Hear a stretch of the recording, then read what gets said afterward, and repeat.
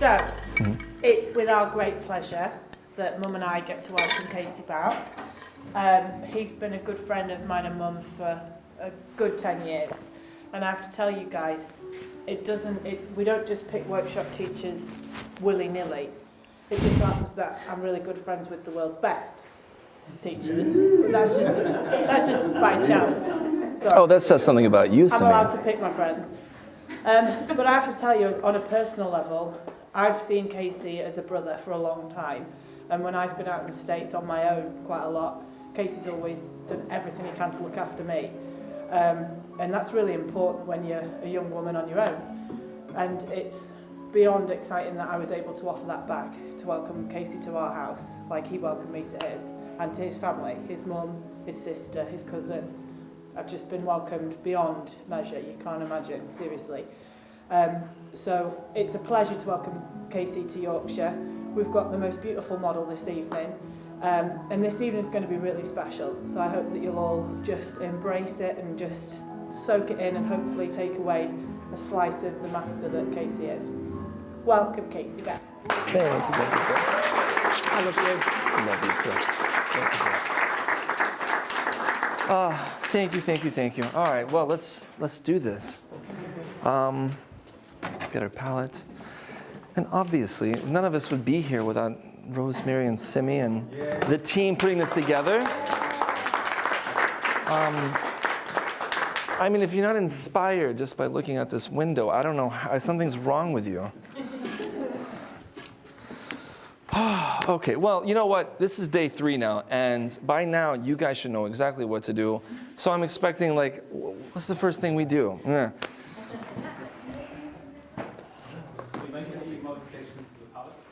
Nope, same thing, same palette, always the same palette.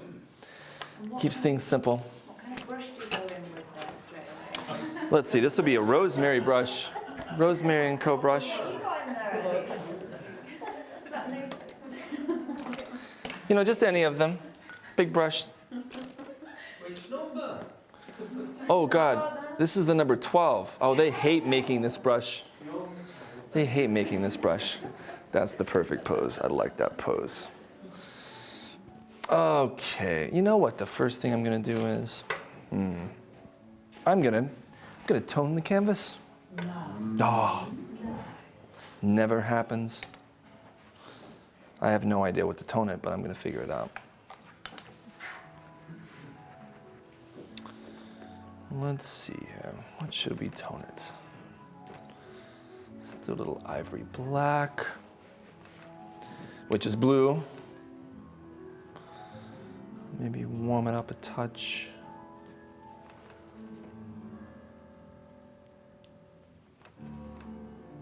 One, two.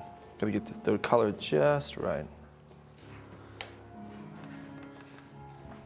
Yep. Let's try this. Just a tone. Kill the white here. Are you expecting this to dry before you start? Oh yeah, it'll dry enough to work over, for sure. That's the beauty of this medium.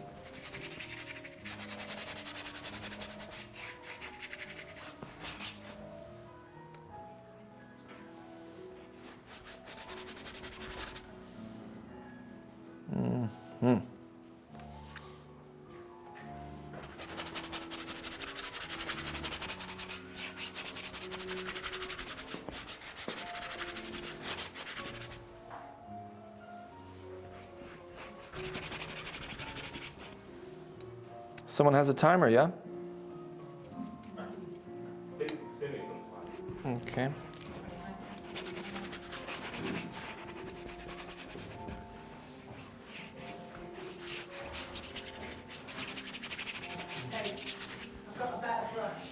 Oh, yes. See, look at this. What kind of brush is that? The magic brush. Now look at that. I don't want to get this dirty. This is nice.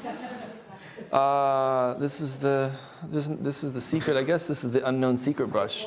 They're new, but it's horsehair. Oh yeah, look at that. That's way easier. God. No forces were injured in the making of this brush. Love it. So is this something new that you're going to be selling this first home? No, we thought we'd just let Casey use it and the rest of them will sell.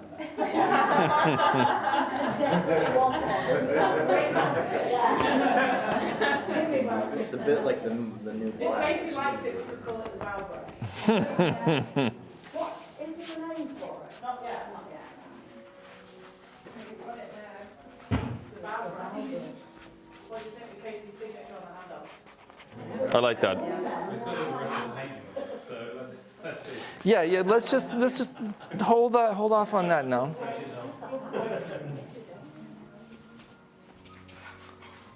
The background's a vanishing.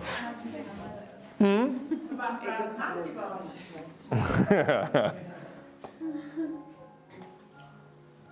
Textures. Wait for it. Wait for it. There it comes. See that? And you thought breathing fire was the only thing dangerous. Just something, just something a little subtle textures, just to make something interesting here, you know? I like it. Casey, is that a prohibition or could you do that with the... Tis. You can't really do this with Gamsol. No, prohibition. Yeah. I'm going to pay a little more attention to this beginning here just to make sure it's inspiring. Good. Now, next.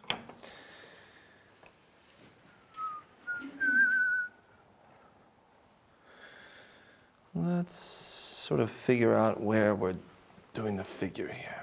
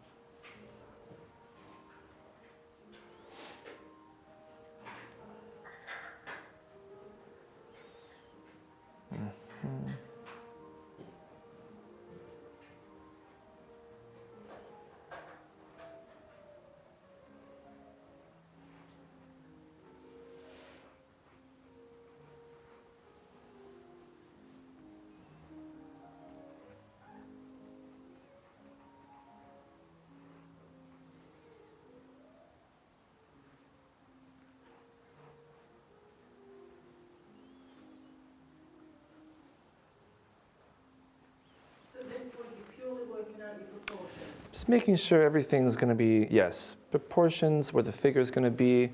Helps me visualize where things should go and how I want this to feel. So that when I start laying on these values, I sort of have an idea of where things go. Happy with that.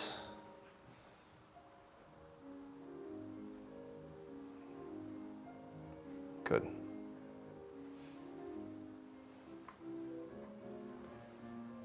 It's almost done. Almost done. Because the other day dived straight in with Yes, the colour and the values. that's what I'm about to do. Is this just because the composition is slightly more... Yeah, I want to be a little more careful. Before, it doesn't matter. I just want to throw some stuff on. But I'd like to, even although we're not going to be able to completely build a masterpiece here in the time we have, it still matters to me that I get a couple of things in that are important. I like the little area of hands here.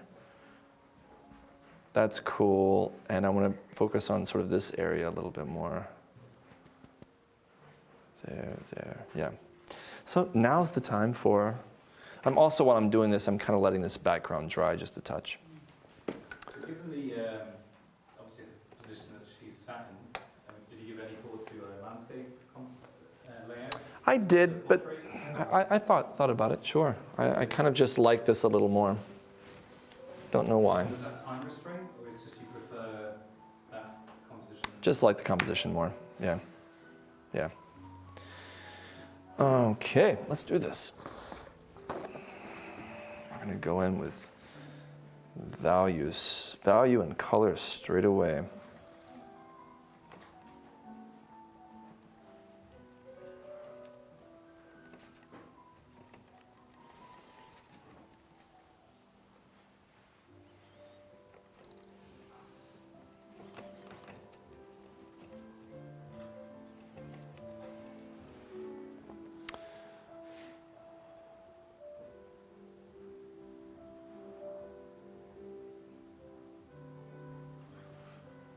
Good.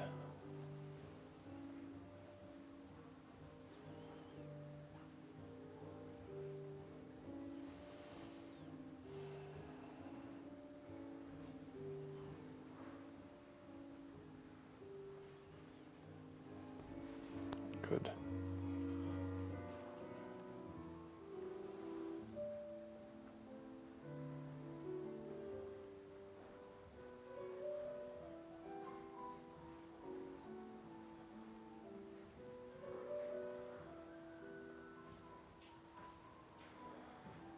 Good.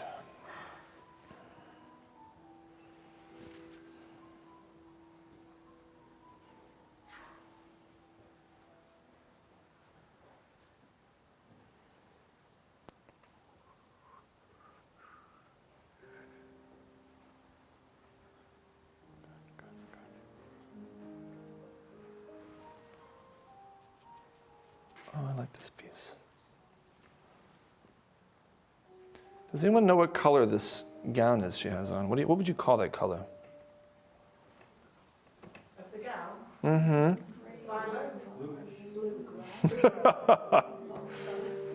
Pretty see-through. Yeah, me too. I have no idea. I was thinking a periwinkle with a bit of navy. I don't know. Smoky blue.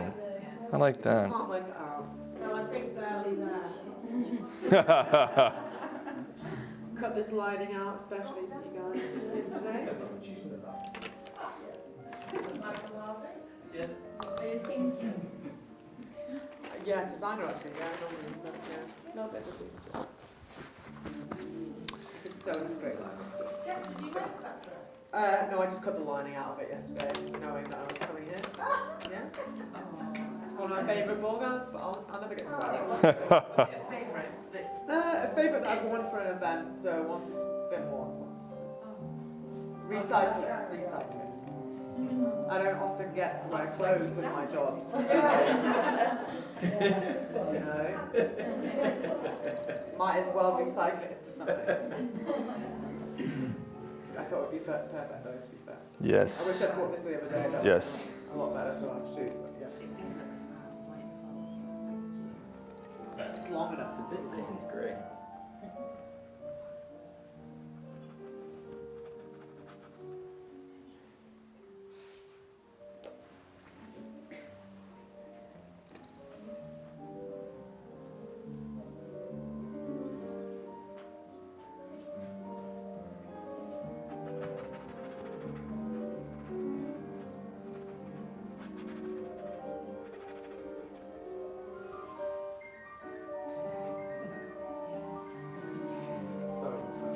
No drum and bass though.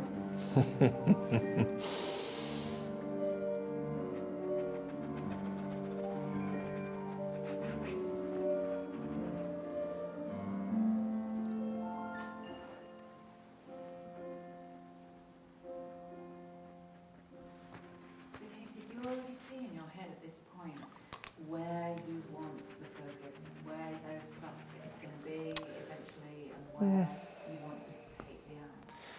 Not completely. I didn't get as much time as I would like to get to analyze and think about this, but that's part of these little challenges with these kinds of demos, is that I get to explore that as I'm going along here. So you're going along the journey that I'm going to be going along, which is figuring that out. Yeah. I'm happy overall with the immediacy of the pose. Like when I look at this, I'm happy with it, but I haven't figured out exactly why. So that's what we're going to sort out.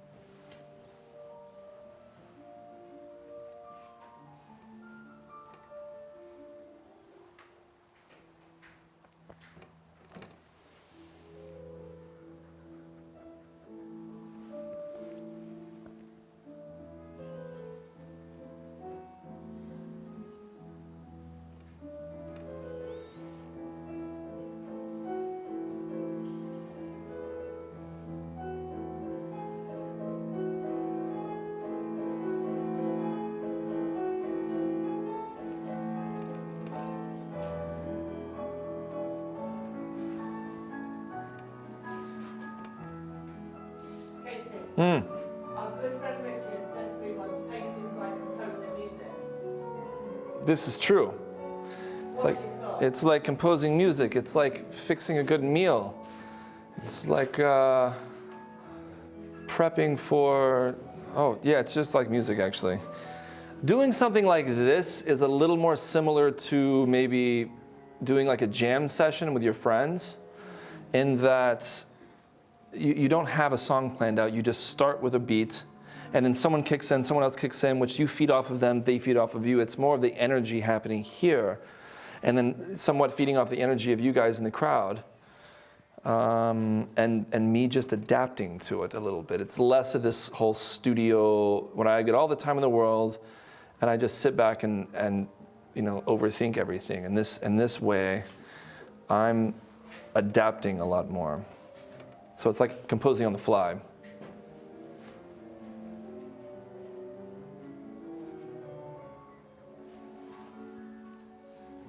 Can I ask for figures, just for people who haven't really done much figure painting at all, how important do you think it is to study anatomy? To know the skeleton, to know all that kind of... The more you know, the smarter you're going to be, and the more it's going to help you. I would never say that it's mandatory, or that you absolutely have to know it, or you're just going to fail at everything.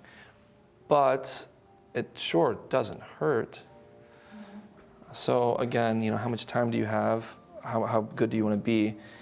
A lot of this is me just looking, but at the same time, it is nice for me to understand what's happening beneath the surface. Have you ever done any sculpting? Oh, I don't do sculpting in the way that like artists do sculptures. I like to build things, build objects, furniture, things of this nature, functional objects, and that to me is my sculpting outlet. So functional sculptures. Oh, all different types of furniture. Useful for what's that? As soon as you mentioned it, you stayed at mine this week. Yeah. Uh-oh. I was just kidding. I don't do furniture. I don't know. I like building things, tables and stuff. So that's my sculpture outlet. I've never really found sort of pleasure in doing just sort of sculptures of people and stuff. I'd rather paint people. And this is already exciting. I'm excited. Okay. Oh, you're good. Nice and comfy. That's perfect. That's perfect. Okay, where was I? Yes. Starting quite soft, almost thin areas, just to kind of... Yeah. The difference between this one and the other ones I've done, or I should say the first day, is that I'm going to sneak up on things. I don't want to cover everything just yet, because if we run out of time, I just want to pay attention to a few little elements and Let everything else just sort of whisper. Yeah.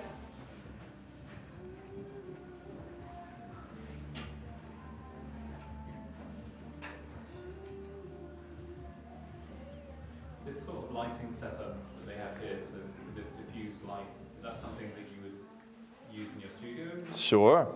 Great setup. Love Do you have this. something like this for your models that you Absolutely. Lots and lots. I have lots and lots of different light setups, and this is one of them. How does that light over the canvas work? Because the top of the canvas is really, really bright. Sure, yeah.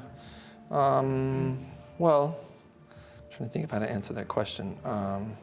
It just goes brightness, and I mean, obviously, since it's a small source and it's close, we're going to get fall off. But it's going to be okay. This light's going to be for sort of smaller stuff. If I were to actually bring my actual light that I should use for this, it's a bigger source, and I can pull it back and it does less fall off. But we don't have to pay too much attention to that.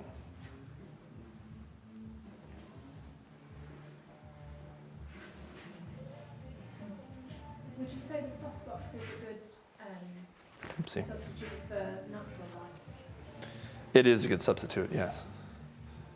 Something I'm going to have to remind me. I missed a little bit today when we were talking. I meant to talk a little bit more about light, so remind me to mention something tomorrow about light.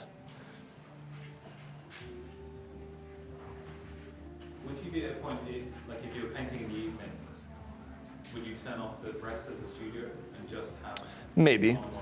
Sometimes a little balanced reflecting light is nice, though.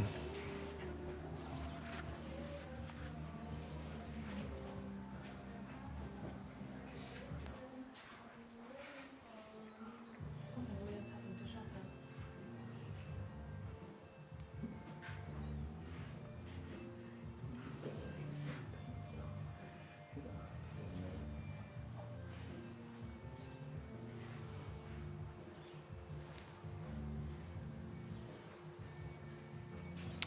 Sneaking up on things a little more today. Yeah, it seems almost like it's such a more, I'm not going to say cautious approach because you know what you're doing, but Hmm. it's It's a little more more careful. thoughtful, isn't it? Yes. Since I'm not having to like speak the entire time and explain everything from step one, I'm able to sort of focus a little more. Good. That's what I want. Peripheral seeing, little glances, like we talked about.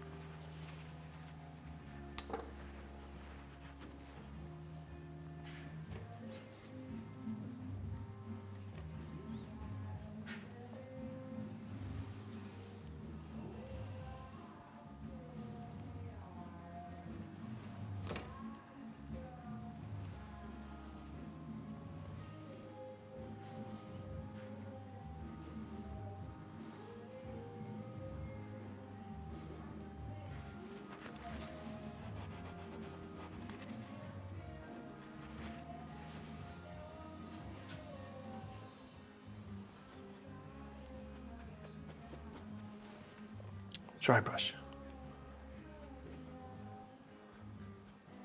In dry brushing this way, you keep every edge soft from the get-go.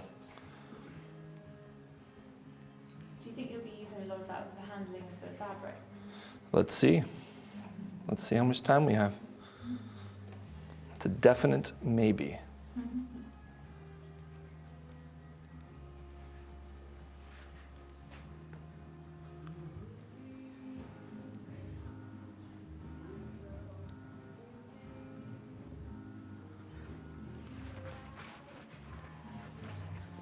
I can imagine a lot of people really, really looking at the fabric that Jess is wearing, and immediately thinking that's so complicated. You've got the flesh tone underneath and the fabric at the same time to catch it because of that see-through quality. Mm-hmm. And is it literally just paint what you see, paint what you see, paint what you see, Shh. Paint what you see when seen correctly. and not what you think you see? Yes, don't think fabric. There's no fabric. There's no flesh, there's no fabric.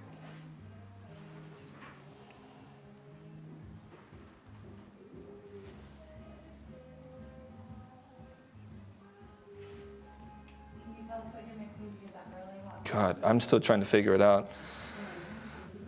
This is going to be, God, I'm just trying to find the right value first. Just a little bit of red, yellow, and a touch of blue, really.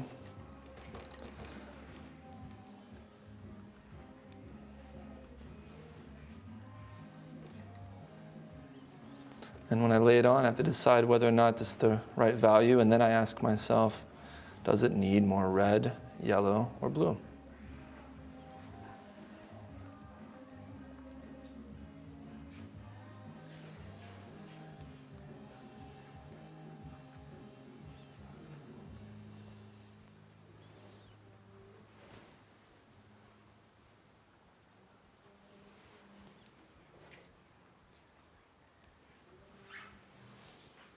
Dry brush, dry brush.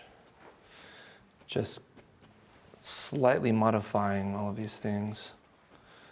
Show what's under, so I can peek what's underneath.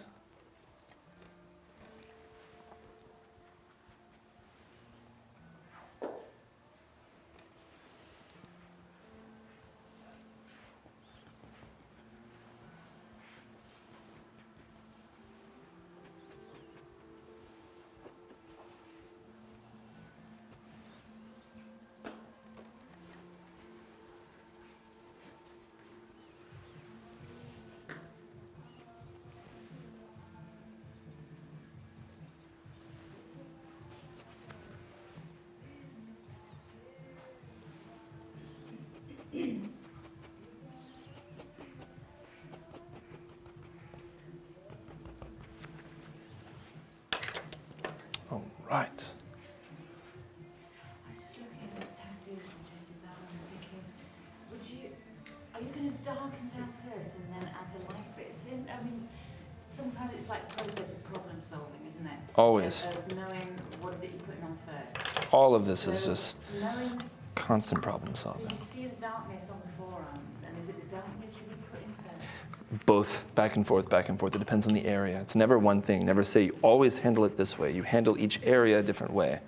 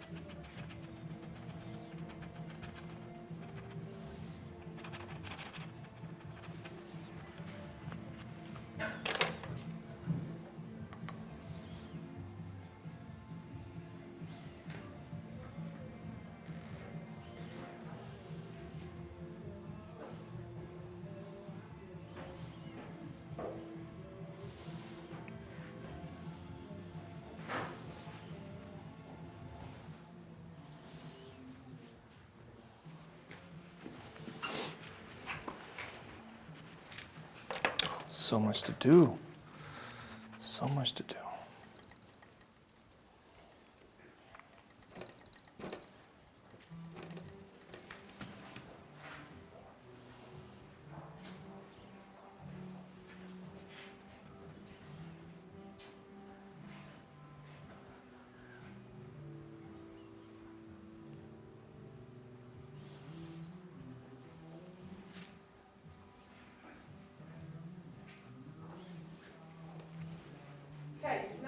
to ask you my brush there?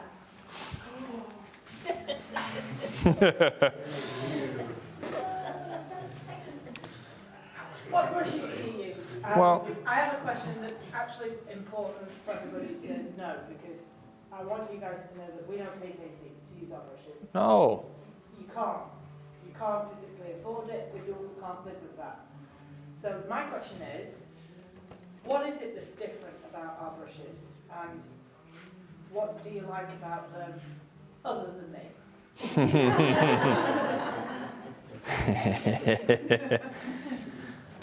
Well, first and foremost, you took away my favorite part. First and foremost, obviously, I love the fact that they don't. There's no hairs falling off of my brush onto the canvas, which that usually happens with every other brush. Right at this point, I would be picking hairs off of the brush. That's not fun. I'd rather be painting. That's brush making 101. Okay. That's the basics. Okay. Well, okay. A lot of people miss the basics then. I know. Number two. Well, I don't know I don't actually know the technical side of how you actually do these things, but they do what they're supposed to do, and they're consistent, which means when I buy one of these brushes, I know it's going to be the same as one that I was going to be using last time. Can you remember the first time you tried one of our brushes? I think so. I think it was right after Richard got me onto you guys. Richard Schmid got me onto you guys, and it was sort of a replacement at the time. There were these, what was it, Langnickel brushes? Mm-hmm. He got me onto those as well. So that was the brush that he was using, and the brushes that I was using, and then they were going out of business or something. And everyone was talking about, oh, the rosemary brushes. Those are the new Langnickels. However, after using these, they worked way better than the Langnickels, because the Langnickels ended up, when everyone was using the Langnickel brushes, they were falling apart all over the place. So through being forced to switch, it's one of the situations where I ended up finding something that was way better because of the consistency, because of the quality, and oh God, I'm thinking of 14 things at once. And because I'm getting all these little customized things on this stuff, I get short-handled brushes, and I get to call them up and say, hey, Simi, would you guys like to invent something new for me? Or just put my name on there somewhere. And they get a little upset, and then they end up doing it anyways. You know, though, it's important So- for you guys to know that though Casey thinks it's easy for us to just throw his name on a brush stack, for us it's the biggest honour in the world, because there's so much choice, you know? And the fact that Casey actively, and he doesn't just do it when I'm there, because I've got spies, but Casey's studio is full of our brushes, you know, and Casey tells everyone about them, and he doesn't need to do that, which is, you know. It is also nice working with a company like you guys that I know I can stand by, and when I tell people about this, I can stand by and actually know the character and the reputation of you guys is not going to end up coming back to make me look like a non-professional. You guys are the most professional.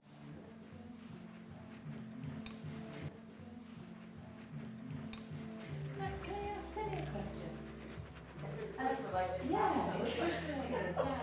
Which was like, I mean, obviously your mum was starting and pushing that. And how, obviously it can't have been easy, but was there a turning point where suddenly somebody got it and went, yes, actually, Yeah. it's not hype, it's not, okay, here's my brush. Yeah. No. Yeah, It's the real deal. in America or here, because there is a difference in markets, but it's crazy to think that we had to get big in America to get big back in the UK. Yeah. But we've been pretty much one of the leading brush manufacturers in the UK for a long time. But we've been doing this for 35 years. But about 12 years ago, when we went over to America, and the chap that Katie keeps referring to, Richard Schmidt, if you don't know him, he's worth looking up. Yeah. Richard was the headliner of the event, and Richard was the one that stood on stage and said, "You guys, if you've never heard of rosemary brushes, you need to go and try them." And literally within minutes, man was sold out. Oh, that's amazing. Yeah. So It's a great story. a lot of our American market certainly started off by Richard pioneering it, because Casey will tell you, Richard is not just big here, the fact that you guys have heard of him, but he's absolutely a leading master in the States. You know, the Alla Prima book that he's got, that's considered the Bible. Yeah, it is. And I ain't religious. You know, so, yeah, I think Casey would agree. That's Yes, really absolutely. why people start to hear about us. Casey, how did you kind of learn from Richard Schmidt? How did Oh, you meet him? what a story.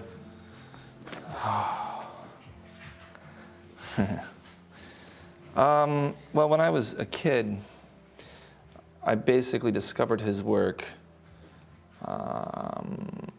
through another artist in town who had the Alla Prima book. I might have been 13 years old or so, and I basically was sort of obsessed with the way he put paint on and the no rules approach, which is what I'm sharing with you guys. The no rules approach to painting, and I was obsessed with that. So I basically studied everything that had his name on it. And when I was 19 years old, I was, basically reading everything that had his name on it, checking his Instagram, or he didn't have Instagram, checking his Facebook back then, and following the website that he was on.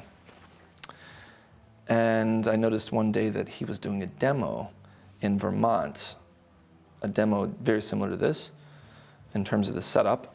And I instantly called, and I think I was the first person to call, and I was like, I want to be there. Now, at the time I was living in Georgia, which is about a 20-hour drive from where he was doing this. But I was in school at the time, and I just decided to drive up over the weekend. And so I drove up, was at the demo. It was the first, I got there a day early just because I wanted to scope it out. I was insanely, I was crazy. And I met the guy, and he was all, I guess he was thinking it was a cool thing that I drove up, and I was this young kid. And he saw some of my work. I brought my portfolio. And we had a nice chat, and I thought that was going to be the end of it. Got to meet my big inspiration at the time. And, oh, please, no. God, this is just getting started. And so he invited me back the next week to paint with him and all of his painters up in Putney. Another 20 hours. So basically I drove back down, then drove back up the next weekend. And then afterwards I painted with him. We got to chit-chatting a little more. He brought me over to his studio. And I had produced my first video at the time, which I made when I was 16, which was teaching charcoal. He wanted to see the video, he saw the video, and then he invited me back to teach a month later for all of his people, his friends up there. So I taught my first workshop. And I was 19, and he liked my video a lot, and he decided that he wanted to put the video on his website to sell.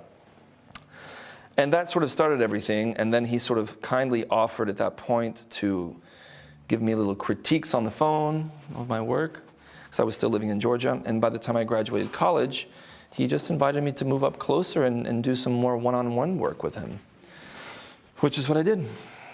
And that worked out for 3.5 years. All right, I'm just going to hint and suggest a little bit of the face, but I want to do something up here. Whoopsie. I love that it's so obvious. Oh, Jesus. So much more. Can you imagine that face planting? You're fine, you're fine, you're fine. That was me last week. I promise you it was. I just get hay fever in the weirdest Yeah. places. I really shouldn't live around the woods. I don't want to get too crazy obsessed with this area. Doing that any day of the week. Right, we ready? All right, I'm gonna keep it going. You guys don't just want to, you guys want to see something interesting here. Okay, here we go. Just let me know in the Oh, way. you're perfect, you're perfect. Good. I'm gonna touch the head area just a little bit more before we go too much into everything. It's also, me bouncing back and forth gives me a break. I lay something as a foundation down, get away from it, work up here for a minute, then come down. Still peripherally looking at everything, but not being concerned with this down here so much. Not yet. So I'm giving myself little bits of breaks.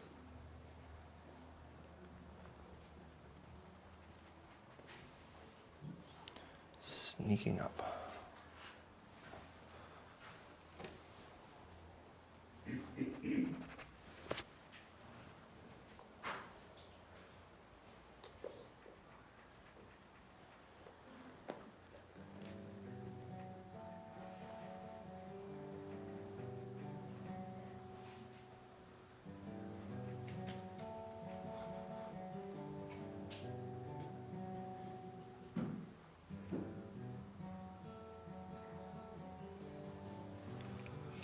Good, just a suggestion.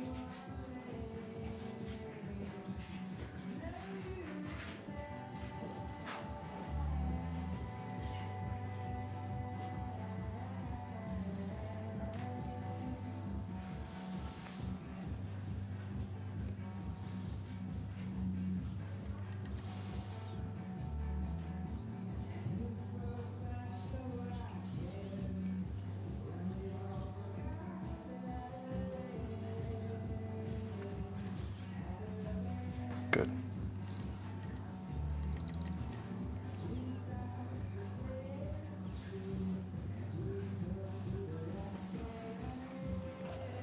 Good. Now we're going to come back down and do some fun stuff.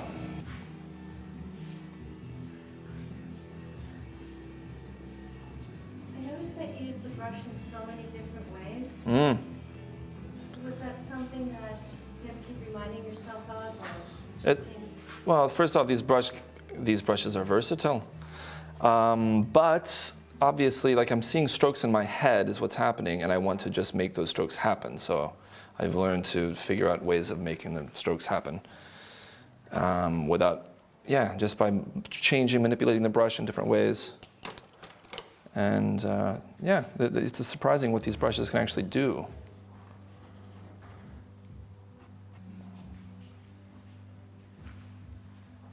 It's not just for one single type of brush mark.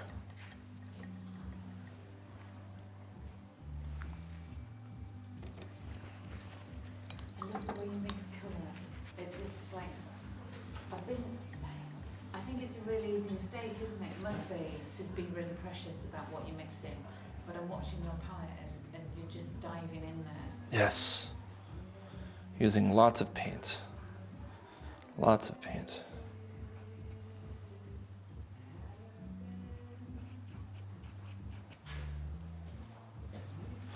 Oh, I gotta put that in. All right, we're slowly sneaking up on this.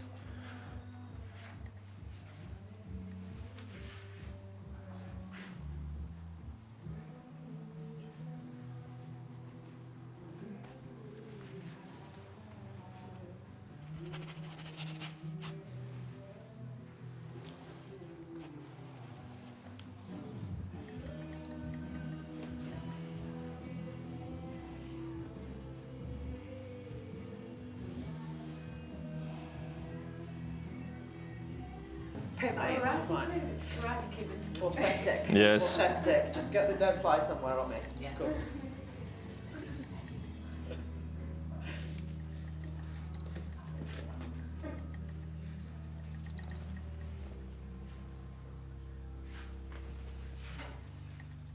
You're all so quiet. Is that a good trait? They're concentrating for me. It's mesmerising watching it, to be honest. Someone just put a You need like a just so I can see out the corner. Yeah. To get the pieces of glasses back on again. Yeah, See what's yeah. happening. Just needs to put shade on.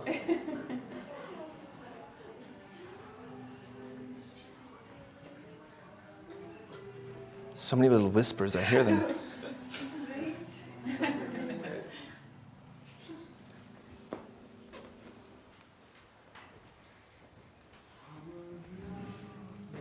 See, we maintain our value here, but we're changing the color.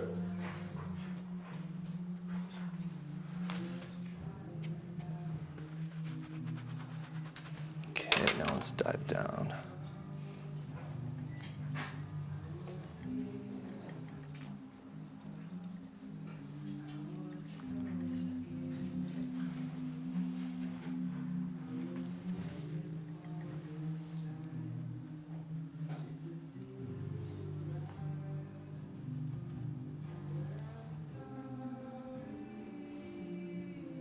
Casey, Yes, I've got a question for you.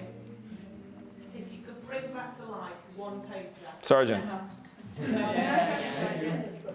I was going to say share a bed with them. Oh, God. So where's this one going? Oh, God. Are we recording this? Cecilia Bow? Did you say the best place to live is in bed? So. Oh, that was said a man's name, and she said to share a bed with. If that's too easy, what about 3 people? But then I want to ask you At the same time.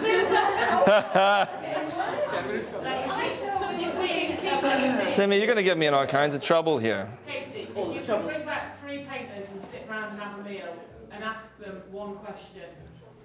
God, well, this is the hardest questions. Here, you come over here and paint this for me, and I'll answer that. Hang on a minute, darling, my job isn't meant to make your life easy. The question's got to be which brushes do you use? Oh, God, yes. Question number 1, yeah, of course. Hey, guys, which brushes would you use? Okay, if we narrow it down then, if you could ask Sergeant a couple of questions, what would you want to ask him? What brush do you use?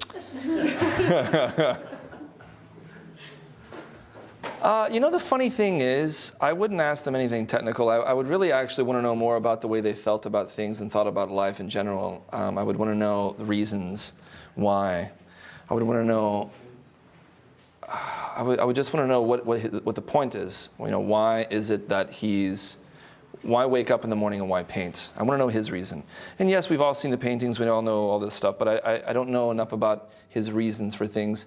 And I'm just curious. I'm curious about him as a person more so than anything about technique. When you study some of these painters, it doesn't mean I know everything that they know how to do, but that you sort of start getting this overlap of how people paint and what they're doing. And there's enough information out there to understand what brushes they're using and what paints and what techniques and stuff. So I guess I'm kind of interested in him as a person. I would like to just sort of have a conversation with him about life in general. And Would you ask him about the men he painted? oh, you're pushing all kinds of little topics, aren't you? Throwing it out there? I don't think so. I mean, maybe, but that's not his sexual preference doesn't necessarily interest me as much as his passions and excitement and his goals in life and what he's trying to accomplish and if he's doing that.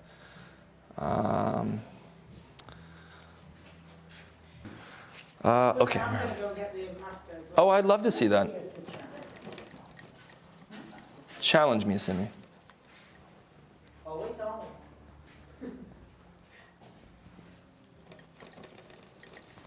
Did you have a basic strategy that you started with, like you're going to, like say with this particular painting, start light or go on heavy? You know, like an image in your head. No idea what I'm doing. No idea. I'm just sort of winging this whole thing. I don't really know.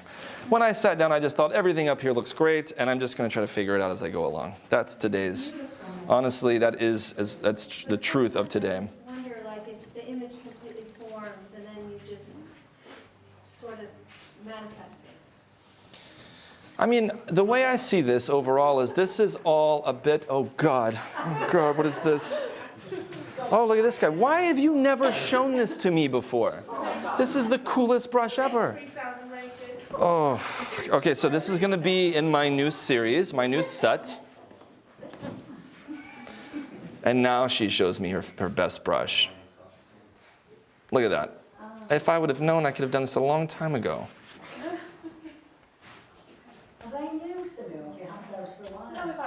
Look at that. That just saved me 15 minutes of work. Describe what that's doing. It's making it look badass. So I have a question for Cindy about that brush. So what is it that's making it passive? So the impassive is Oh, dear the God. acrylic, so it's synthetic, so it's vegan friendly, putting it out there. It's really, really a tightly packed brush. It's really, really short. And the idea is that you can get the chisel edge on it like you would on a palette knife. But we don't want you to use palette knives. So Mum and I sat down. Just use them on your palettes. Yeah, Mum and I sat down and were like, well, we've got to come up with something that's going to give the stiffness and the flick that you get with, because the palette knife is cool to load and do that real quirky, thick texture. So you've got to have the guts behind the brush. So the brush is really quite close to the ferrule. So do you have shapes which are like? We do an angular. An angular. Do you want me to show you? Oh, an yeah. I'm interested to see it. I mean, it doesn't have to be now, but. Okay, I have another quick question for you. Is it for me or Casey? No, for you, actually, about the brushes. So who comes up with the designs? I know you work with artists as well, Yeah. but is it Rosemary no. or is it the head brush maker? Mum and I are on the road a lot, so we get to hear what people want and need. And if there's an artist that comes up with something that we know could work, then you can have no following at this point. We're not really interested in that. If there's a brush that we know could work that we think more people would need, then we'll make it. But it takes about 6 months because you need to draw it, we need to then make it, we make 4 or 5 prototypes, we send it out to you, you tell everyone what's wrong. So then we make 4 or 5 more prototypes, and then you've got to put it through manufacturing. Casey, try this one. That's what she said. That's what she said. This is an angular version. You fully got me now. Mm-hmm. That's better. All right. I'm going to save this for the... Is that label stuff? The ivory. Yeah. So it's shorter and more compact. Yeah, it's really, really. I love this conversation. Yeah. Okay, so just before you get into it again, Casey, I have a very quick question. You have a consistent light that's on Jess. Mm-hmm. Regardless of the consistent light you have on her, 100% the shadows are changing because of the remainder of the light that's in the room. So are you kind of restraining yourself on certain points because of that? Yeah, I'm trying to maintain the original thing that I had in my mind, but I might chase it around just a touch, as long as it seems to fit this. Once I key everything in here, then it all needs to just fit this. It just needs to fit this. So all of my decisions at that point are what fits the scene here.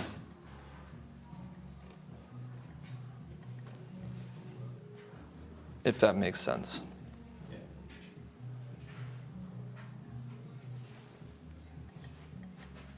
So I mean, you've made kind of, it's obviously very light and, you know, there's not a lot of sharp contrast at this point except for, Mm-hmm. you know, what's going on behind. Saving those hard edges for the end, which is actually what I like to do in the studio too, is save the hardest edge for the end.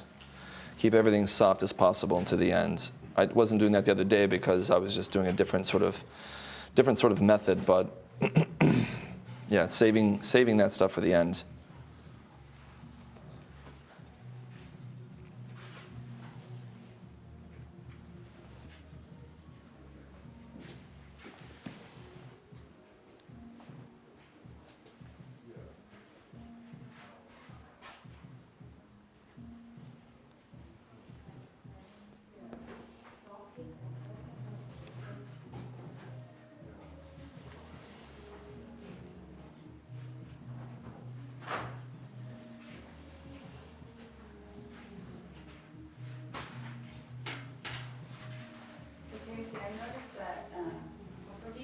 to see you painting in a different method inside than you do out in the field.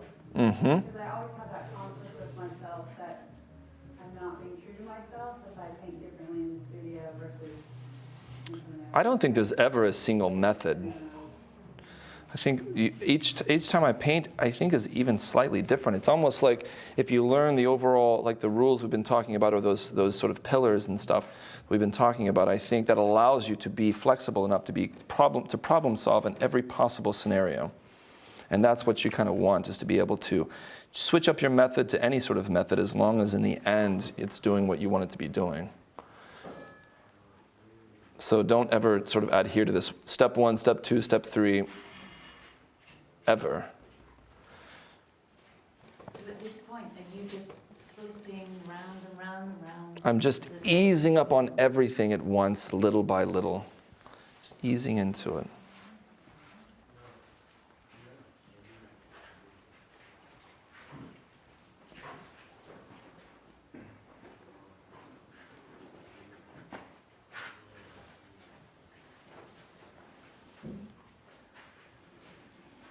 Are you still not overly worried about colour at this point? Is it still value or? Little bit of both, but all of it's just sort of easing into it.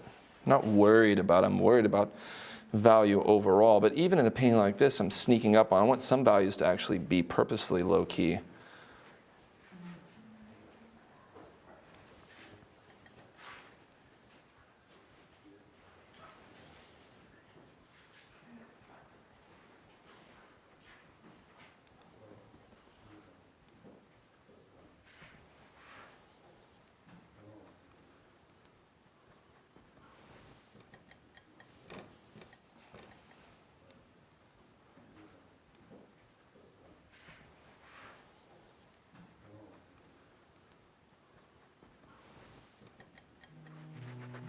Casey, what are your sort of artistic educations? Do you ever go to Italia or anything like that? No, I kind of skipped all that stuff. I didn't really, when I was growing up, I didn't really have access to that. We didn't have any money or means of traveling, and I was just trying to teach myself. I would probably maybe have considered that, but I just didn't have the opportunity, so I just decided, I guess the only thing I'll do is figure it out. Yeah.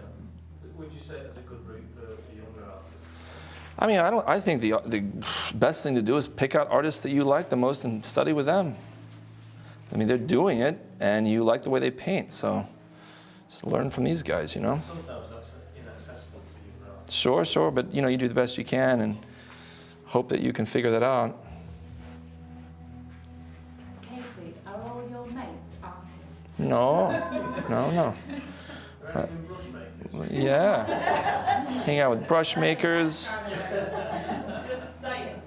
Brush makers and wise asses. Some are here today.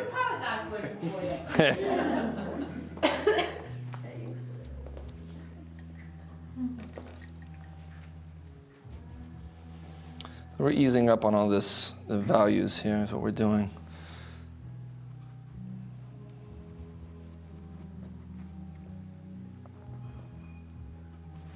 When people, Barges, so when you're sourcing models, are they generally people that you know? Always. Do you advertise the models? Or? I would say, no. Most of the time it's people that I know, almost always, or people that I've just met and get to know. I like painting people. I don't like necessarily painting complete strangers.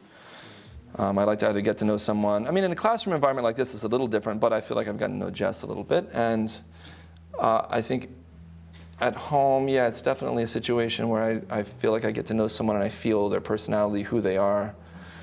And I don't know why, I feel like I can say something about them, and it becomes more of a collaborative process in this way.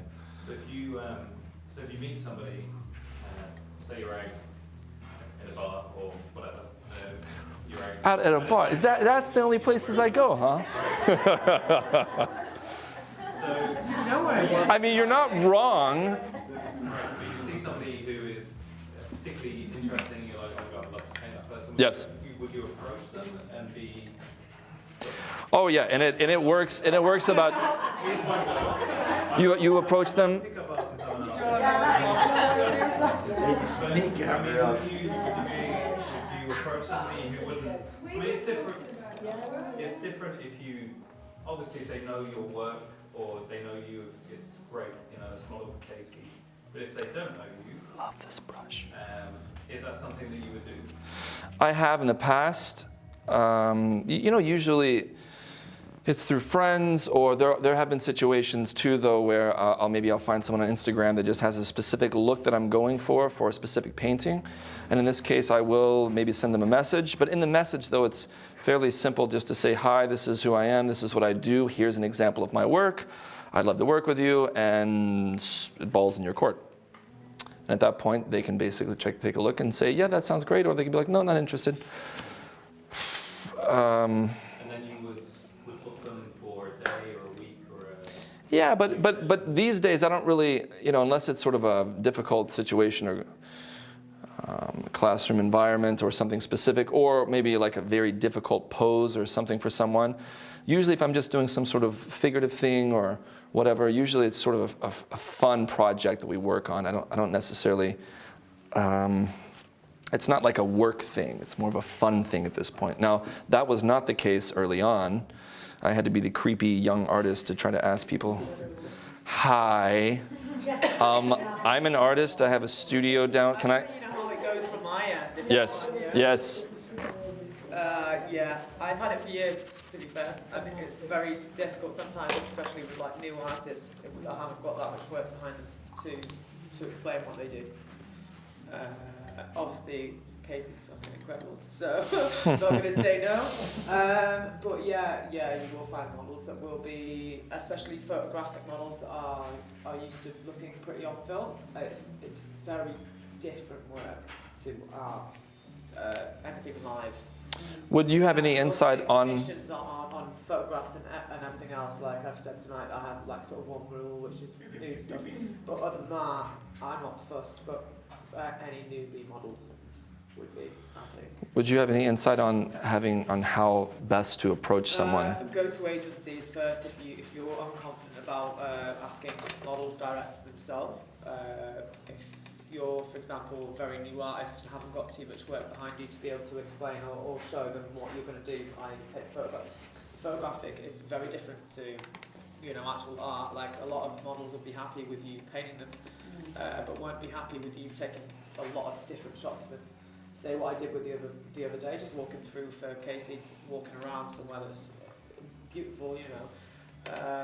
Some models won't be cool with that because they're used to just photographic models shooting from here up and posing for that instead of walking through and acting natural. So that would be my biggest recommendation if you want to work with people. Probably go to agencies. You could stalk hashtag Leeds models. I mean, you could stalk that. What I did. You could hashtag stalk me if you want. I mean, just get me for all your future work. I have wigs. I can look different. No, if you're not going to use me, then yeah. No, my recommendation would actually be go to agency models. Don't go to absolute fresh newbies because they're not going to be they're not comfortable posing nude view. They're not comfortable with as I call sort of like implied nude, which is covering up stuff. Other stuff like that as well. They're not used to, and a lot of models aren't used to staying still for painting. Clearly, just fucking talking and moving around for sex. It's very difficult and it's very different to photographic modelling. When you're a model and you're an editorial model, you are not used to staying still for that amount of time. You're actually asked to move as much as possible so that they can catch the in-between. It's just like when who's taking photographs. So there's that. But unless you get an experienced model, you're not going to get that. You're just not. So I would go to agencies. There's plenty around Leeds and Manchester that are amazing. And the girls don't cost you that much. Their day rates are minimal, even for new faces. So go and ask them first if anyone's interested in doing some art workshops, sort of stuff like that. But you have to get people comfortable with doing that because it can be difficult. Just because it's such a different thing to taking a few shots is different to having yourself on display for 8 hours. I'll add to that and just say it's also difficult for me because I knew I was messaging as a girl at 28. I love that you said that you were stalking though, and I loved it. Right. Personally, I love that. But I message on Instagram. I'm not a face. And I wanted Jess right off the bat to know that what we needed her for.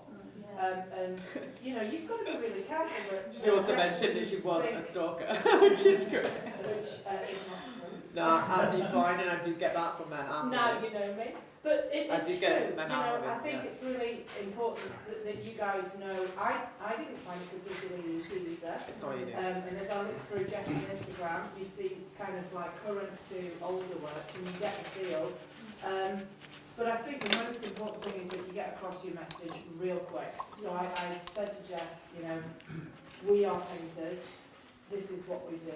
Gave her several examples of what we're looking for, and then linked it to Katie's site so she can see the artist. Yeah, that was perfect actually. That was the right way to approach it. From my point of view, the right way to approach it. We already had a friend in common that you could mention and I'd be fine with, but the fact that you linked me to his work straight away and said this is what we're going to be doing, She could see. that's the way to do it. Yeah. Don't log it off as something that it's not. Just tell the model direct exactly what you want it to do. And then I think the other most important thing after the introduction is somebody asked me today about fees and things, and my standpoint is that you respect the model's fee, but maybe I'm generous or maybe I'm just respectful in that sense. But whatever Jess was going to say within reason and our budget kind of thing, I felt like this is her career, this is what she's doing. And if someone's going to negotiate me for my career, You can judge though somebody on their, you know, I mentor younger models and stuff as well. You can judge somebody on their, you know, portfolio of their work, you know. So if you go and view their social media and find out whether they, you know, how much they've worked and for how many years or whatever, if you can see that in a standpoint, you're going to instantly know how much to offer them, or you know, ask them what their day rate is and agree to it or not. well, but then You are within your right to do so, but Take it there's a back difference between one people. step though, Jess, and think Yeah. like this. If you don't know what a daily rate is, Oh or yeah, hourly rate, 100%, yeah. from my standpoint, it was more respect the model, because here's the thing, I knew that we were going to get lots of photographs and references, and judging from what I was able to see of her, in every outfit she looked beautiful. It was really kind of easy at that point to agree to it, knowing what you folks would get off the back of it, or Casey if they did a private shoot, or you know, that for me was at my standpoint from it. So, and that's what we've done with Model Cool this week. If it helps, like from a model point of view and a standpoint, and also to not rip people off, because that's not what I do. Like I charge based on my worth, and that's what I say, because I've been modelling for over 10 years. But for people that are, you know, young, new models in it, and also probably won't pull out the same sort of poses or be as fluid in motion or, you know, whatever else. That's when, if you can't decide whether somebody's worth it or not, then go to the agencies. And if you want to use a new face for that, like somebody that's not really worked before, if you're happy with that, then do it. But if not, go for somebody that's, you know, a little bit the medium range, that has been working for time, that you've seen their portfolio, you've seen their work, you know that they can pull out that look that you're going for, and then respect that fee that their agency is supplying. I'm different because I'm freelance, but I'm not that different in a sense. The important thing to mention though is when you guys look on Jess's Instagram, you'll see the diversity, and where Jess, when the first photos I saw of Jess, she looked like pink. In my mind, that's how I see it. And I think pink's absolutely stunning. I don't know whether you meant Pink the artist or whether you meant it was because it was a pink shoot. Like it was cool. No, it was a fairy tale shoot, so but here's the fine line of making sure that I want to just know that I found it beautiful without looking like a creep. Just want to paint that out. The thing is, when you look on Jess's profile, it goes from fairy tale to badass rock chick to I'm tattooed to 1940s, and you can just see the range of looks. And at that point tonight, quite honestly, I'd seen this outfit, but I knew whatever, and I said to Jess, bring this up, whatever she was going to wear, because she's a professional, you just knew that she was going to laugh. Also stylist, which helps, you know, an ex-makeup artist, which if you can try and bag them all in one, try and do it. You know, there is quite a lot like me that are either stylists or makeup artists as well, which you cut down your fees then, because you might have to, you might have this amazing model that's, you know, fine for being on set with you, might have the best outfits or whatever, but if they can't do makeup themselves. Question for Casey again, but still kind of on the model thing. So when you obviously have a clear idea of the type of look that you want the model to have, you know, costume, etc. So are you providing that, or you're asking the models to bring? Always depends. It always depends. Sometimes I'm doing that myself because I do enjoy it. And after I've been doing that for a long time, so I'm kind of the wardrobe person a lot of times and the hair person when I have to be. That's cool. Yeah, That's really cool. I just enjoy Do you it. like models different as well? Yeah, I know you've got- Always, completely. So do you use Honey Curtain clothes and stuff like that as well? A million different types of lighting, and Amazing. I see it all honestly as a little film, a little movie where I'm wanting them to be my actor, and I've got to build the sets and the wardrobe and the makeup and all these things.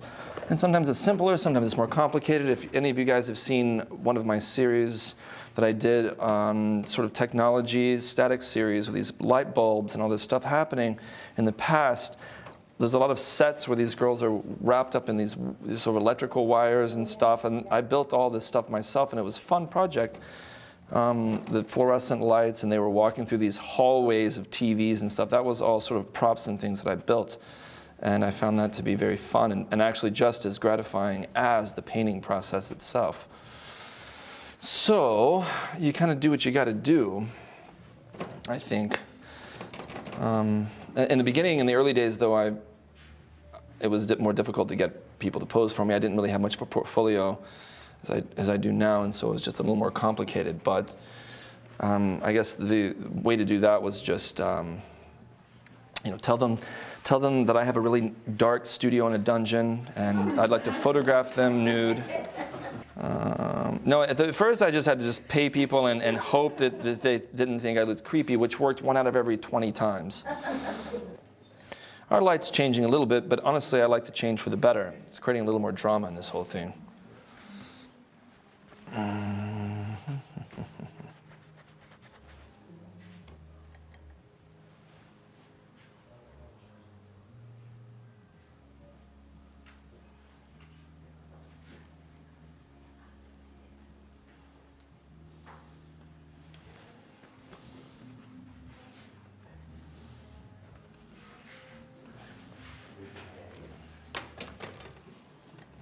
Is there a painting that you would want on your wall, of any paintings that you've seen?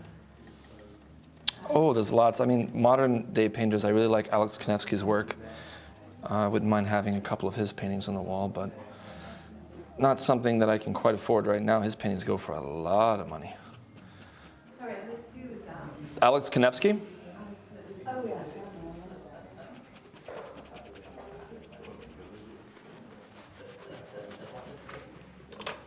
Okay, I'm going to make my way back up to the face and the head in just a second.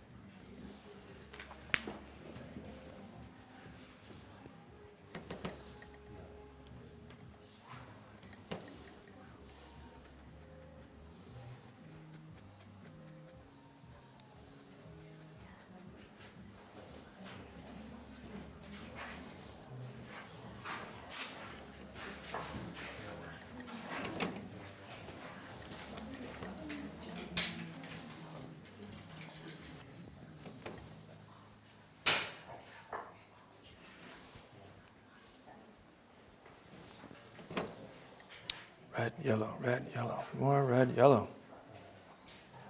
Come on. There we go.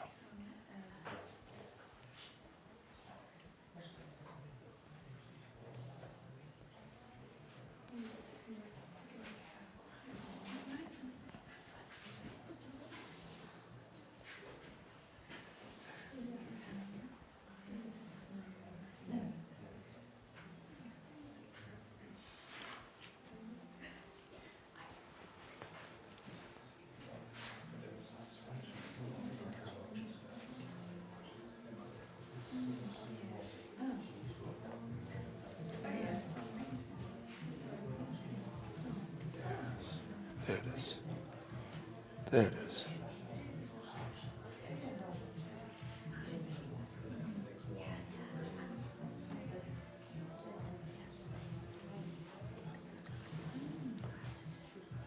You were just saying, Casey, how you taking your time with the features and the face and not feeling pressurised to kind of get it done. Yep. Well, I am feeling the pressure to get it done, but I do not want to mess this up. And I would rather something be suggested rather than messed up. So I'm sneaking up on everything. But I thought you said you couldn't mess anything up. Anything is fixable in a certain amount of time.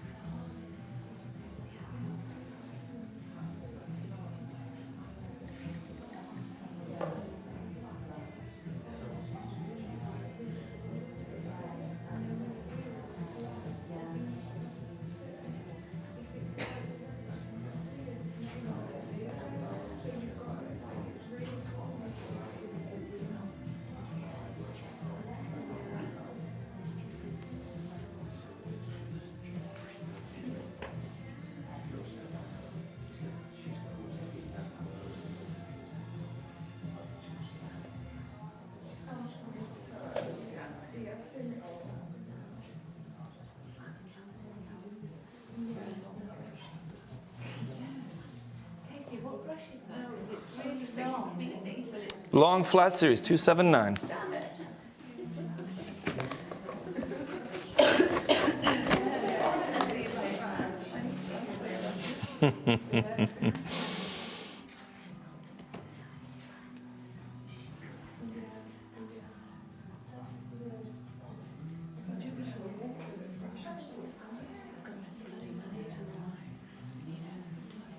You know, people say, I can't afford these brushes. You can't afford not to have them.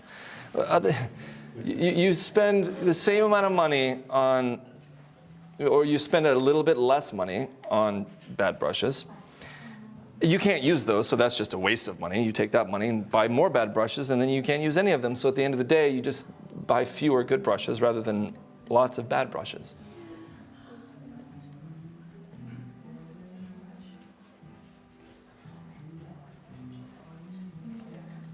Is there an artistic argument that says, though, I'm just I love artistic arguments. You know, you can paint with a sock. If you really want to paint... You can. Here's what we're talking about here. We're talking about time and efficiency. I could grab some people's whatever brushes and make something happen. There are, however, certain brush strokes that there's no way I can get with bad brushes. Yeah. That's one thing. Second thing is, maybe other effects of just like covering the canvas with paint. Yes, that might be possible, but it's going to take 5 times as long. And time is money. Time is time. Time is life.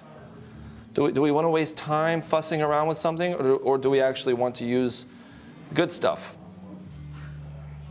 And do you feel the same way about the surface that you're working on, the surface quality that you're on? So Canvas does matter to an extent. I wouldn't say it matters quite as much as the brush stuff, but it does matter to an extent. The paint also matters, but to an extent.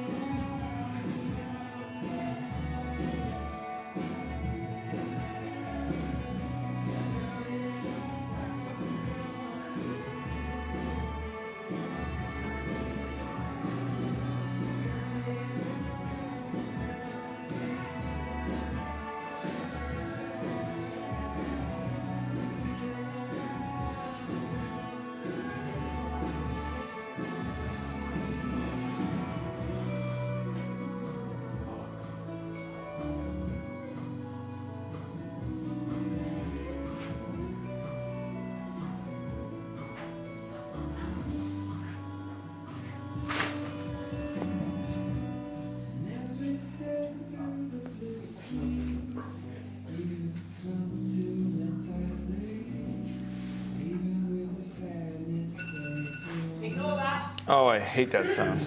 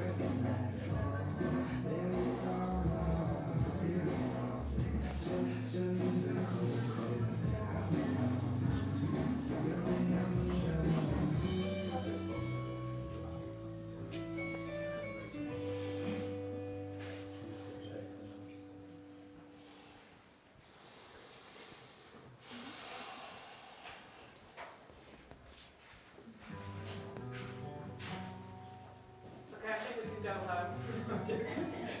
You nailed it already. Let me know so you just hear this. So I've got a question, but this isn't one for... Oh, God, please don't ask me questions. It's not to slow you down, but I just remember when you painted my mum, which is over there, you left the mouth till last. And I asked you why, and you've done the same thing here. And so I tell you what you told me then. Yeah, might not be for the same reasons, but yeah. You said it's because it's the hardest part. Yeah, it is. It's what? Because it was the hardest part. Is that true today? The reason why it's the hardest part is because it's the most expressive. It's almost the most special part. Therefore, if you don't get it just right, it kills the entire painting. Looks terrible.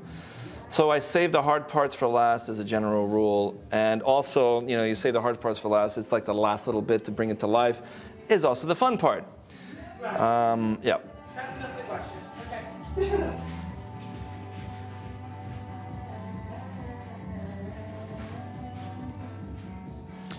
I've learned also an experience, though, that sometimes not painting the mouth at all ends up being more mysterious and brings in some sort of, this beautiful mystery that may or may not, sometimes it's good and sometimes it's not. It depends on the subject. I'm not saying I'm going to do that, but I'm just saying sometimes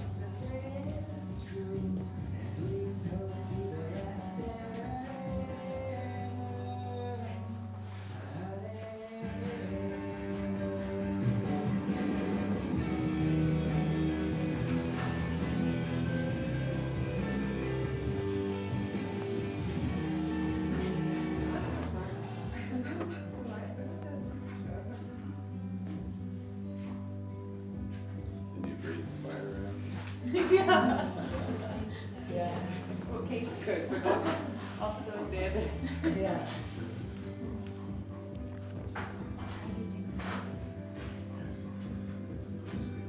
Wait, hold on. Hold off on these questions. I need her mouth for a minute. Do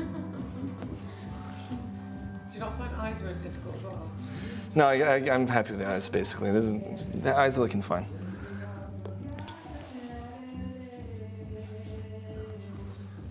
However,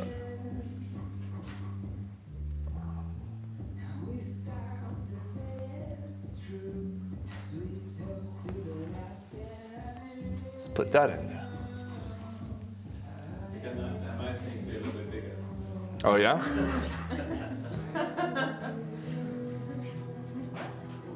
Don't listen to them, Jess.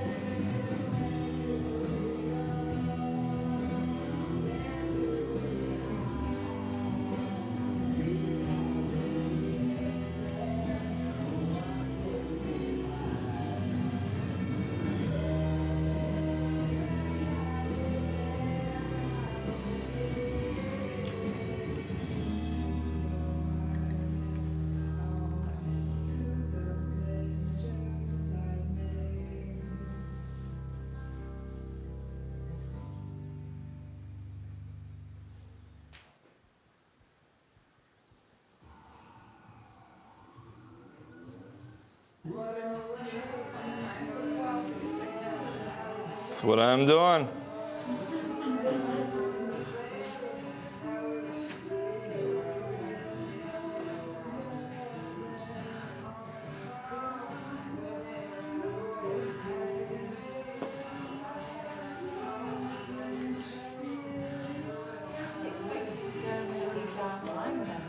There is no lines anywhere. No lines in nature.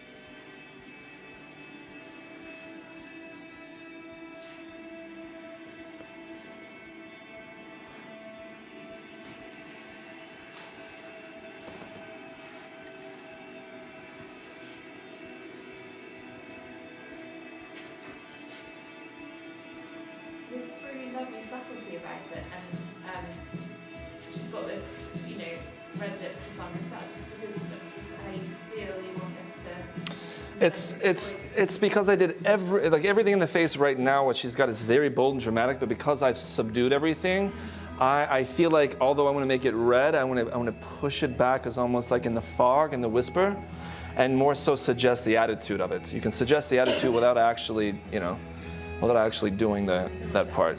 And that's hard to do too, is actually like, that's a tricky thing.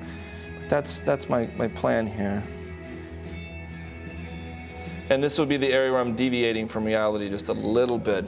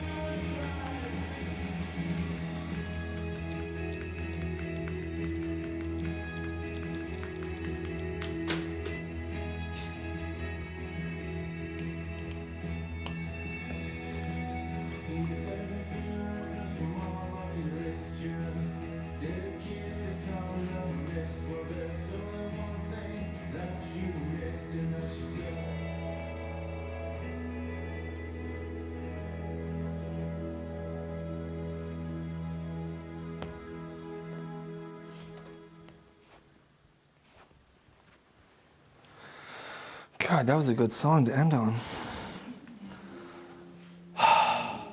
What time is it?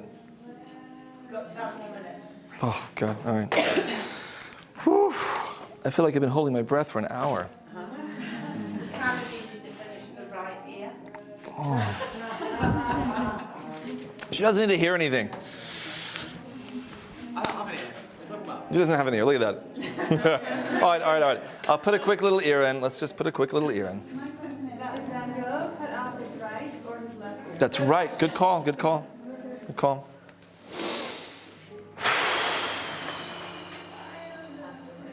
You've done my eyelash, right? Because this one's falling off. That's fine. Just ignore that.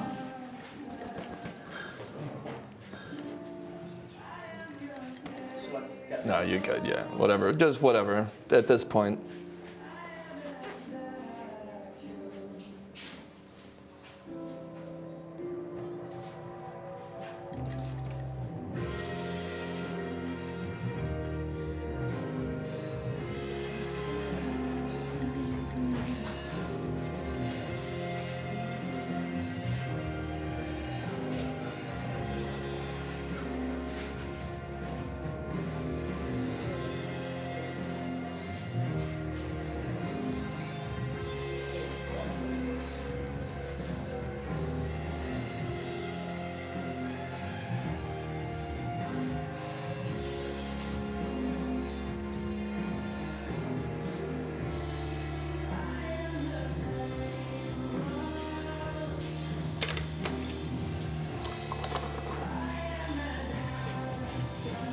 Damn, what is this? I know you're busy. Thank you.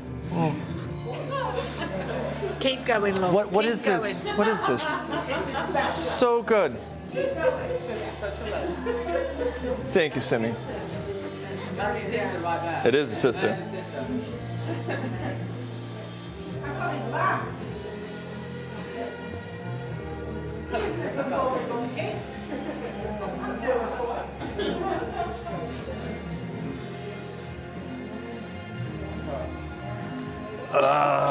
If I were working on a big painting with this music on and I had a big brush, I would literally just throw paint across the room as hard as I could.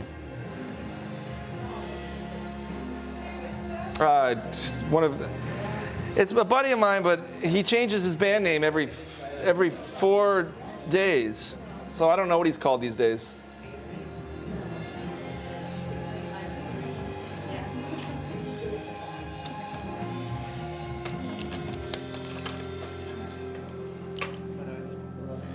Go for it.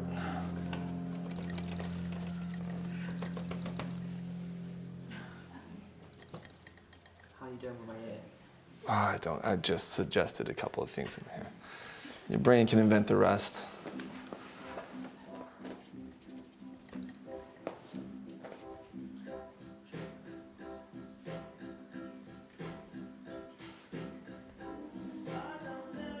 I don't know who this is.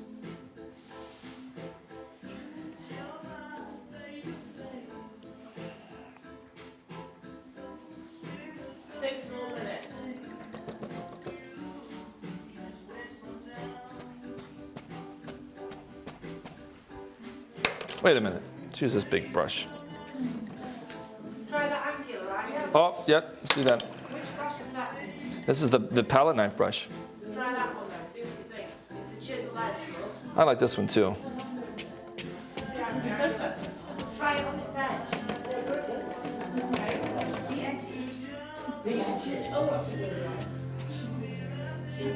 It's a nice chisel.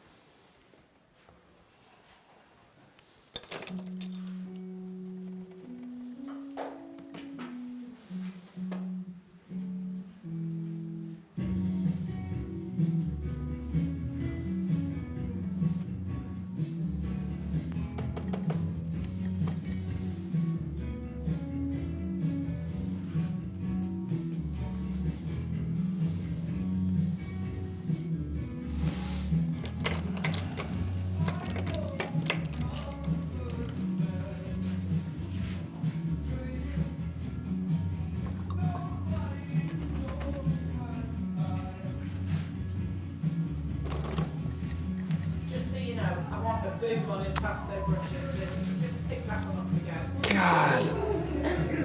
No, I'm joking.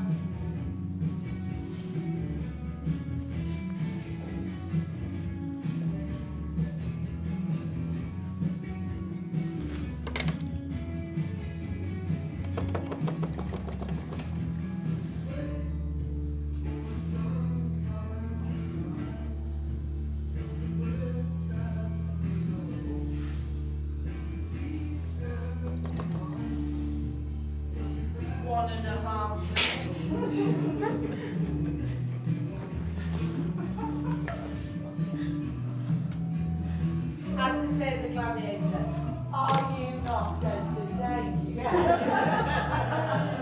So you say, Are you ready? are you Are you ready? It's a new kind of like sport. Isn't it? Casey's smashing the palette every time he does that. God. Anyone thinks you've got good brushes? Right, you've got about a minute though. Yeah. So She's just gonna say that until I stop. All right, I'm stopping. Oh fuck! Don't put that pressure on me. I've already hit that point. Oh, 1, 2, 3, 4, 5. Can you just do a couple of Casey Barrow magic strokes? Okay. You know, you all know what I'm talking about those areas. Come on, we need. All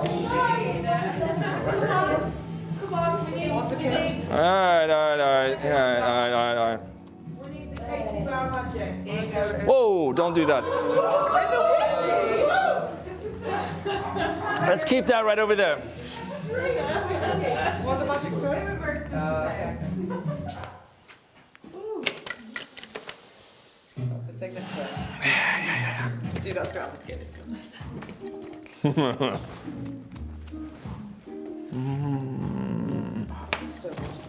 You just do you. Sorry, the midges are eating me. I just keep seeing them.